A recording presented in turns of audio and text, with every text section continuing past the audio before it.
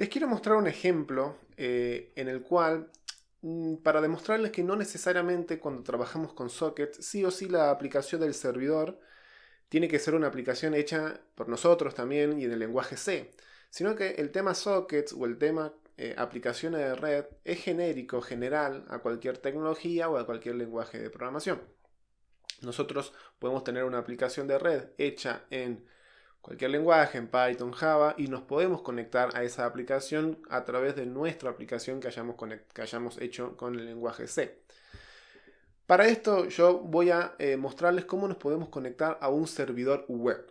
¿Sí? Un servidor web, yo tengo acá un ejemplo de un servidor web que está en mi red local, que tiene esta dirección, y se fijan yo en la dirección, cuando yo escribo la dirección esta en el navegador, me devuelve una página que es la configuración de un servidor Apache que sirve para alojar sitios web. Yo puedo conectarme a este servidor web a través de un socket de C para pedirle que me devuelva esta página en un formato HTML, por supuesto, en formato texto.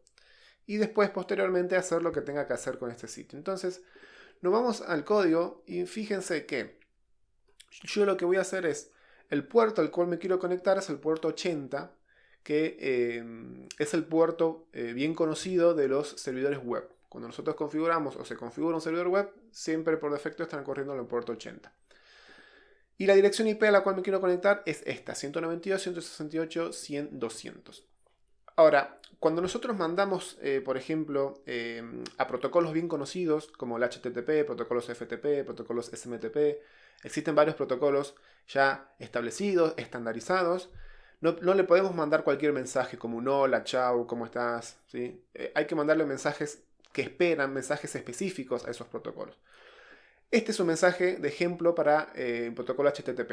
No voy a meterme en explicar esto. Aquellos que estén interesados pueden investigar en Google cómo es el formato de un mensaje HTTP de solicitud y cómo es un mensaje de respuesta.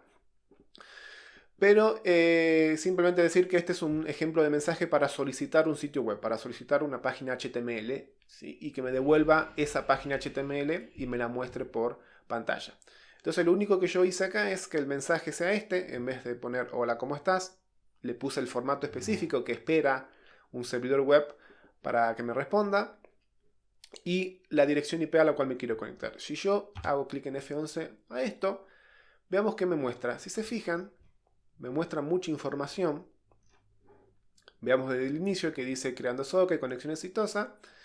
Y yo mandé el mensaje exitosamente y inmediatamente el servidor me respondió. ¿Qué me respondió? Me respondió un texto HTML. Y si se fijan, este texto HTML, además de HTML, tiene también CSS, que es todo el estilo que tiene esa página. Y después tiene todo el contenido. Si se fijan, acá dice This is the default welcome page, que es lo mismo que aparece acá. ¿Ven? This is the default welcome page, es decir, yo me pude conectar a través de un socket de C a un servidor web que se encuentra, por ejemplo, en mi máquina local. Pero lo hagamos un poco más interesante. ¿Qué pasa si yo me quiero conectar a la página de Google? Es decir, a ver qué me devuelve Google cuando yo me quiero conectar. Entonces acá en vez de host le vamos a poner www.google.com. Acá en IP le vamos a borrar esto. Pero yo no sé la IP de Google, yo sé su nombre de dominio. Esto es el nombre de dominio, es decir, conozco su nombre, que es google.com. Y yo este host, este nombre lo voy a poner en esta variable. Entonces, esta librería tiene un mecanismo para traducir direcciones de host o direcciones de dominio en lo que se conocen como direcciones IP. ¿Sí? Entonces, este código es el siguiente. Yo tengo que declarar una variable HE que es de tipo hostEnd. ¿Sí? Es un puntero a hostEnd. Y esto le asigno lo que devuelve la función getHostName. Y como parámetro le paso el host, que es este nombre, ¿sí? Que está en esta variable. Si esto es nulo, significa que hubo un error. Si no, lo que yo tengo que hacer es a, a esta variable que yo le acabo de asignar el valor de la función, tengo que acceder al campo HAdderList, esto castearlo a una estructura doble puntero inAdder y asignarlo a esta variable AdderList que es de tipo doble puntero. ¿Sí? Como digo, no se preocupen mucho por la complejidad de esto, siempre va a ser igual y está así en la documentación de la librería. Y luego lo que hago es recorrer es como una lista, ¿sí? Lo recorro, porque es un doble puntero, y me quedo con el primero, ¿sí? Me quedo con, en realidad esto me va a devolver uno solo, me quedo con el primero, y con esta función inetNetoA convierto lo que está, este formato de dirección IP a un formato de cadena, y lo copio en IP, ¿sí? Y de esta manera, si yo hago clic en F11, veamos, y si se fijan, me dice conexión exitosa, esperando respuesta, y si se fijan, Google me devolvió todo esto, ¿sí? Me devolvió un montón de información que yo la puedo o no entender, pero si se fijan, me devolvió un mensaje de respuesta de HTTP que me dice OK, es decir, la solicitud fue correcta, y me devolvió un mensaje, es decir, me pude conectar exitosamente al servidor web de Google, y me devuelve un montón de información que esto se conoce como cabeceras, ¿sí? O líneas de cabecera.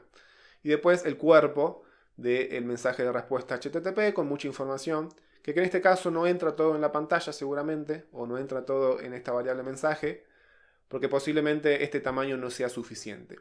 Simplemente capaz que haya que ponerle más espacio, más tamaño, para que me quepa todos los caracteres que me devuelve esa respuesta HTTP.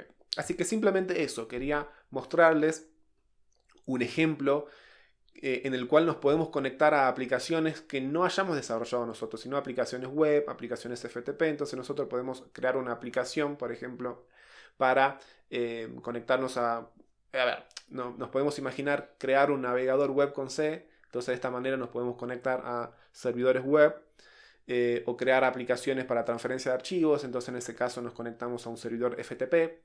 Entonces, para ejemplificar que no siempre el servidor, la aplicación servidor la creamos nosotros, sino que ya está creada. Así que simplemente eso.